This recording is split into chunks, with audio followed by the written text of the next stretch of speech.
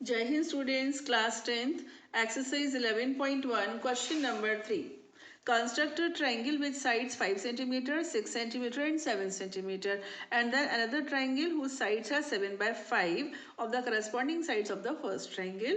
5 centimetre, 6 centimetre और 7 centimetre भुजाओं वाले एक त्रिभुज की रचना कीजिए और फिर एक अन्य त्रिभुज की रचना कीजिए जिसकी भुजाएं दिए हुए त्रिभुज की भुजाओं की संगत भुजाओं की 7/5 गुनी है। ठीक है, थोड़ा सा हटकर है ये सवाल। तो सबसे पहले हम त्रिभुज बनाते हैं। साइड्स होनी चाहिए 5, 6, 7। ठीक, तो सबसे पहले हम 7 सेंटीमीटर को बेस ले लेते हैं। ओके, ये 7 है ना, यहाँ से लेकर यहाँ तक ये 7 है। इसको मैंने ऐसे 7 सेंटीमीटर का लाइन सेगमेंट बना दिया। नाम रख दिया मैंने BC। 7 सेंटीमीटर। ठीक है, इसके बाद मुझे चाहिए एक साइड जो 5 सेंटीमीटर लॉन्ग हो। इसको मैंने कंपास की नीडल को यहाँ रखा और इसको ओपन किया। ठीक है, नीडल को यहाँ रखा और ऐसे ओपन किया, थोड़ा सा आगे चला गया है, ज़रा सा, ये कुछ ज़्यादा छोटा हो गया। ये 5 थोड़ा सा। ठीक है, समझो, एक थोड़ा सा रफ ले लो। हाँ, यहाँ रखी नीडल। ठीक है, और एक इंडिपेंडेंट आर्क बना दिया। इसके बाद चाहिए आपको अगली साइड, वो होनी चाहिए 6 सेंटीमीटर। ये नीडल 6 यहाँ से बेटा नापना है अपने को। ठीक है ना, थोड़ा सा और बढ़ा जाएगा, ज़रा सा। इसको मैंने यहाँ रखी नीडल 6C पर और इस इंडिपेंडेंट आर्क को कट लगा दिया। ये जो पॉइंट आया इसको मैंने बोला A। Now I am going to join AB and AC। ये रहा AB और ये रहा AC ऐसे। ठीक है बेटा, ABC ट्राइंगल बन गया। अब अपनी 10th क्लास की कहानी शुरू होती है। ये तो हम 9th क्लास में पढ़ चुके हैं। ये आपकी 5 सेंटीमीटर थी और ये 6। हमें क्या करना है, हमें एक नया ट्राइंगल बनाना है जिसकी साइड्स, इसकी साइड्स की 7/5 हों। यानी कि मैं इसकी साइड के 5 हिस्से करूं और उन 5 हिस्सों के बराबर 2 हिस्से और हों और ये साइड बड़ी हो जाए। इसके 5 करूं, इसी के बराबर 2 हिस्से और इसके बगल में आ जाए तो ये बड़ी हो जाए। अभी 5 है, ये 7 हो जाए। 7/5 ऐसे होता है। अभी और इसको डिटेल में समझाएंगे। करना क्या है, सबसे पहले ये जिस तरफ वर्टेक्स बन रहा है ना A, इसके विपरीत दिशा में यानी अपोजिट साइड में B के साथ एक्यूट एंगल बनाती हुई एक रे बना दीजिए। BX इसका नाम रख दीजिए। इसके बाद जो ये 7 है ना, इन दोनों में से जो ज़्यादा है, 7 ज़्यादा है, 7 पार्ट्स कर दो। ठीक है, थोड़ा सा छोटा, थोड़ा सा बड़ा, मतलब बहुत छोटा भी नहीं बहुत बड़ा भी नहीं। इस तरह से देखो, मैं ऐसे रखूँगी तो मेरा हाथ ऊपर आएगा, इसलिए मैं ऐसे रख रही हूँ। 1, 2, ज़्यादा बड़ा जा रहा है मुझे लगता है, 3, कोई बात नहीं, 4, 5, 6, बढ़ाना ही पड़ेगा, कुछ ज़्यादा ही बड़ा ले लिया मैंने। नो इशू, ले सकते हैं, है ना, लेकिन थोड़ा छोटा रखते तो ज़्यादा अच्छा रहता। 6 हो चुके थे और एक ये और बढ़ा दो बच्चों, ये रहा, एक मिनट, ये रहा 7। ठीक है, चलिए अब इनका नाम रखते हैं हम। B1, B2, B3, B4, B5, B6, B7। ठीक है बेटा, अब इसके हमें 5 हिस्से करने हैं और एक हिस्सा जितने का आएगा उतने के बराबर 2 हिस्से और बढ़ाने हैं। तो 5 ये है, 2 और बढ़ा के इसको 7 करना है। हिस्से बोल रहे, सेंटीमीटर नहीं, हिस्से। तो ये 5 करने हैं पहले तो बराबर वाले, फिर उसके बराबर 2 बढ़ाने हैं। तो ये जो B5 है ना, इसको हम C से ज्वाइन कर देंगे, एंड पॉइंट से, दूसरे वाले से, ये ऐसे ज्वाइन कर दिया। ठीक है, अब हम क्या करेंगे बच्चों, ये जो BC थी इसको एक्सटेंड करेंगे, प्रोड्यूस करेंगे, बढ़ाएंगे। हमको बड़ा ट्रायंगल बनाना है, जितना ये है इससे बड़ा। इसको थोड़ा सा एक्सटेंड कर दो, पता नहीं कितना करना है, ऐसे अंदाज से इतना कर दो। क्लियर, थोड़ा सा बढ़ा दिया। अब क्या करना है, अब ये जो B7 है इससे जाने वाली और B5C के समांतर, B5C के पैरेलल एक लाइन बनानी है, यहाँ पर ऐसे बन जाएगी जो B5C के समांतर होगी और B7 से होकर गुजरेगी। आपको मैंने अपने 2 वीडियोस में ये चीज़ सिखाई है कि कैसे बनाई जाती हैं समांतर रेखाएं। तो इसके लिए हमें एंगल बनाना होता है, करस्पॉन्डिंग एंगल। देखो मैंने इसको ओपन किया, हल्का सा छोटा कर रही हूँ मैं, हल्का सा, ठीक है।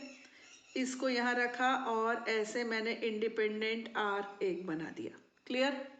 अब इसको चेंज नहीं करना, इस रेडियस को चेंज नहीं करना है। अब यहाँ रखना है बच्चों, हाँ, B7 पर, और ऐसे घुमा देना है। ये मैंने घुमा दिया। अब ये डिस्टेंस मेजर करो, ज़्यादा हो गई, ऐसे, ये हाँ अभी भी ज़्यादा है, ये ऐसे, देखो देखिए आपको एग्जैक्ट आ गई दिख रही है मुझे, है ना। ये यहाँ पर रखो और ऐसे कट लगा दो। सॉरी, वंस मोर, ये कट लगा दिया, ठीक है। अब ये पॉइंट आया ना, ये वाला, इसको B7 से ज्वाइन कर दीजिए। ये लीजिए, मैंने इसको B7 से ज्वाइन कर दिया, ठीक है बच्चों। अब आप देख रहे हो ये दोनों रेखाएं बिल्कुल समांतर आ गई हैं। इसका नाम रख दीजिए C'। अब सुनो, ये अनुपात कितना है, 5 और 2, है ना। ये 5, ये 2, 5:2 है ना। ऐसे ये भी कितना होगा, 5:2। क्यों होगा, बेसिक प्रोपोर्शनलिटी थ्योरम, आधारभूत अनुपातिकता प्रमेय के द्वारा। क्यों होगा कि आप ये समझ लो कि B7C' ये एक त्रिभुज है। देखिए ये त्रिभुज है, इस त्रिभुज में ये लाइन इसके पैरेलल है, समांतर है। तो आधारभूत अनुपातिकता प्रमेय क्या कहती है कि अगर किसी त्रिभुज में किसी एक भुजा के समांतर कोई रेखा खींची जाए तो बाकी की 2 भुजाओं को समान अनुपात में विभाजित करती है, ठीक है ना। If a line drawn parallel to one side of a triangle, it divides other 2 sides in the same ratio. ये हमारी आधारभूत अनुपातिकता प्रमेय BBT है। तो अगर ये 5:2 है तो ये भी 5:2 होगा, ठीक है। आगे बढ़ते हैं।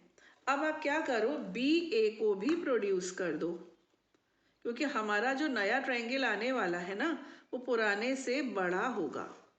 इसको मैंने आगे प्रोड्यूस कर दिया, बढ़ा दिया। अब मुझे क्या करना है, अब मुझे C' से जाने वाली और AC के समांतर रेखा बनानी है बच्चों, ठीक है।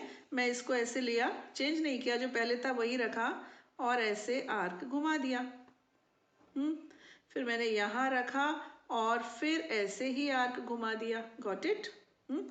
अब ये डिस्टेंस मेजर कर लीजिए, ये आई, ठीक।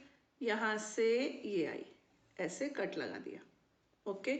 अब ये जो पॉइंट आया है ना, इसको हम C' से ज्वाइन करेंगे और सोचेंगे कि पैरेलल आ गई। बाबा आ जाना लग नहीं रहा है इस बार मुझे, ये पैरेलल आने वाली है, कुछ ज़्यादा ही लग रही है। हाँ, अपने कुछ मेजरमेंट में प्रॉब्लम हुई होगी, समझो ऐसी आ गई, ठीक है ना। थोड़ा सा मान लो कि आ गई, अपने हिसाब से आप जब बनाओगे एग्जैक्ट बनाना। मेरा तो ये थोड़ा प्रॉब्लमेटिक है, ठीक है। तो A' आ गई। अब देखिए BC और C' का रेशो कितना है, 5:2। तो इसका रेशो भी कितना होगा, 5:2, है ना। ये हो गई 5/7, ये 7/5, ठीक। अब देखो ट्राइंगल BCA और ट्राइंगल BC', ये दोनों ट्राइंगल्स सिमिलर हैं। कैसे हैं, समरूप है। मैं यहाँ लिख रही हूँ, triangle BCA is similar to triangle BC', क्यों सिमिलर हैं, बाय AAA सिमिलैरिटी थ्योरम,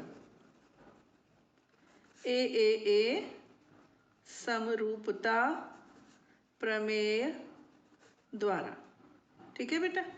क्यों है एंगल, देखो ये एंगल दोनों में है, छोटा वाला ले लो चाहे बड़ा वाला ले लो, दोनों में है। ये तो हमने नाप के इक्वल बनाया ना, करस्पॉन्डिंग एंगल से, पैरेलल लाइन से इक्वल है। ये भी हमने नाप के इक्वल बनाए थे, तो ए हो गया ना, समरूप हो गए। अब जब 2 ट्राइंगल सिमिलर होते हैं तो इनकी सारी साइड्स का रेशो सेम होता है। तो मैं क्या करूं, पहले बड़ा वाला ट्राइंगल लिख लेती हूँ, BC', पहले लिख देते हैं और BCA को पीछे लिख देते हैं। तो BC' अपॉन BC, है ना, is equal to C dash A dash upon C A is equal to B A dash upon B A. और ये सब कितना आएगा 7/5। ये 7 ये 5 हमने बनाया है, ऐसा ही बनाया है। ठीक है, अब हम आते हैं इसके स्टेप्स ऑफ कंस्ट्रक्शन यानी कि रचना के पद। मैंने लिख कर रखे हैं बच्चों just to save time. Draw any ray B X making an acute angle with B C on the side opposite to the vertex A. जिस तरफ ए है उसकी विपरीत दिशा बीसी से शीर्ष ए के दूसरी ओर न्यून कोण बनाती हुई एक किरण बी एक्स खींची। Locate 7 points B1, B2, B3, B4, B5, B6 and B7 on Bx so that these all are equal. 7 बिंदु B1, B2, B3, B4, B5, B6 और B7 Bx पर इस प्रकार अंकित किए कि ये सभी टुकड़े बराबर के कटें। Join B5C and draw a line through B7 parallel to B5C, intersecting the extended line BC at C dash. B5 को C से मिलाया और B7 से होकर जाने वाली B5C के समांतर एक रेखा बढ़ाए गए रेखाखंड BC को C डैश पर प्रतिच्छेद करती हुई खींची। बढ़ाए गए रेखाखंड BC को C डैश पर प्रतिच्छेद करती हुई खींची। Draw a line through C dash parallel to CA intersecting the extended line segment BA at A dash. C dash से होकर जाने वाली CA के समांतर एक रेखा बढ़ाने पर रेखाखंड BA को A डैश पर प्रतिच्छेद करती हुई खींची। क्या किया हमने? C डैश से AC के समांतर एक रेखा खींची है जो BA को बढ़ाई गई लाइन को A डैश पर काटती है। क्लियर? इस तरह से अंत में क्या लिखेंगे? A dash B C dash is the required triangle. A dash B C dash अभीष्ट त्रिभुज है। ठीक है, मिलते हैं नेक्स्ट वीडियो में। टिल देन जय हिंद।